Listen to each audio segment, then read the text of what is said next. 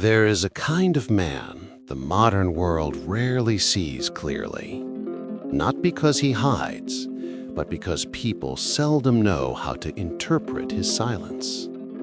He is the man who finds his power not in crowds, but in calm. A man who doesn't need noise to feel alive, who doesn't chase attention to feel worthy. A man who carries his world within and therefore feels most at home at home. To many, he may look distant, even detached.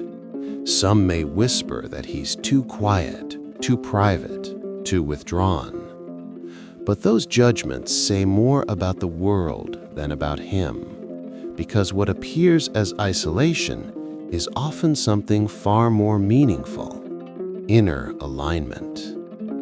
He isn't escaping life. He is choosing a version of life that stays true to his nature. For him, home is not a place to hide. It is where he becomes himself, where the noise fades, where the mind settles, where the soul finally exhales. And when we step inside the psychology of a man who loves staying at home, a truth begins to unfold, one that is both simple and profound. Stillness for him is not stagnation, it is clarity. Some men recharge in crowds. This man doesn't. Social buzz, endless conversations, forced small talk. They don't energize him, they drain him. Psychologists call this the economy of attention. Carl Jung described it as the natural inward flow of introverted energy. His mind is always processing, always reflecting, always absorbing. So when he walks into a loud environment, it's not stimulation he feels, it's exhaustion. This doesn't mean he dislikes people. He simply values energy over activity and depth over noise. At home, his mind reorganizes itself. He reconnects with his thoughts. He remembers what matters. He breathes. For him, solitude is not loneliness. It is oxygen. If you step into his space, you will notice something immediately. Nothing there is random. A book placed exactly where he left it. A cup faced toward the window. A workspace arranged with gentle precision. To others, this may seem small, but to him, it is emotional structure. Psychologists call this environmental mastery, shaping your surroundings to shape your state of mind. His home is his ecosystem, a physical extension of his thoughts.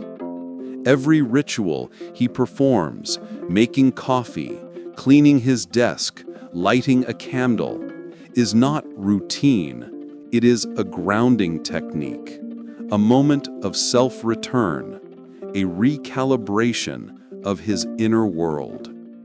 Through order, he finds peace. Through intention, he finds stability. There is a profound difference between being alone and being present with yourself. Most people avoid silence. They drown it in music, conversations, distractions. But he walks into silence willingly, not because he is immune to discomfort, but because he has learned that discomfort is a doorway. In solitude, he meets himself, his fears, his desires, his memories, his truth. This is what psychologists describe as self-containment, the ability to regulate emotions internally rather than outsourcing them to others.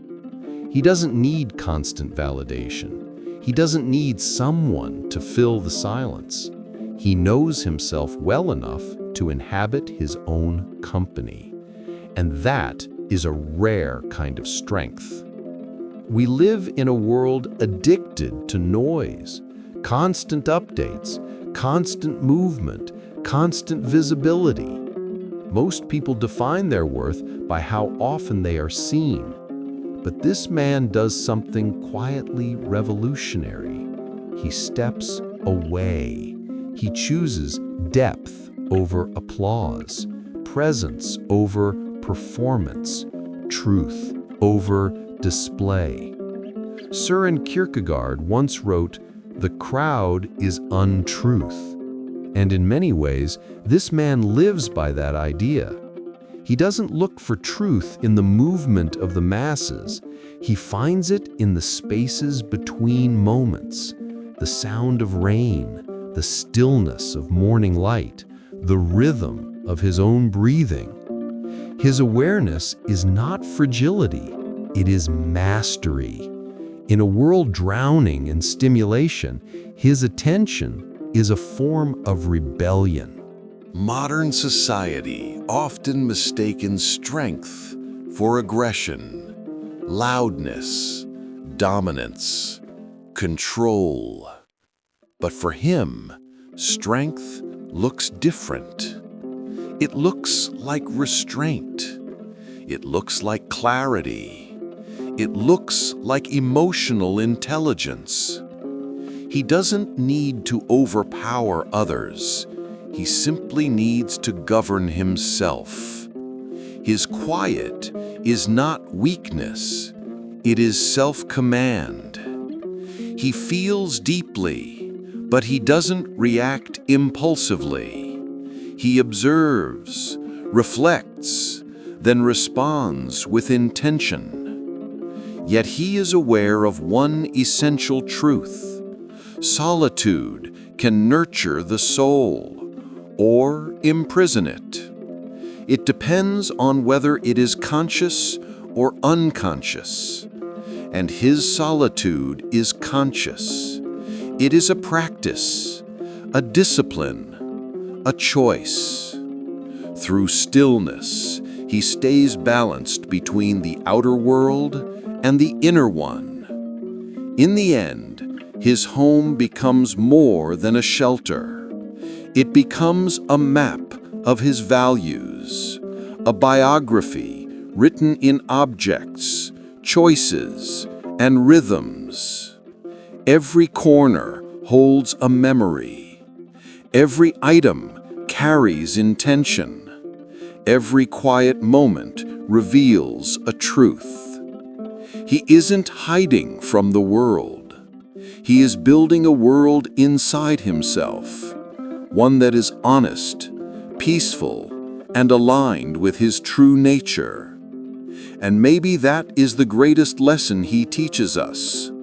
In a world obsessed with movement, sometimes the men who stay still are the ones who truly grow.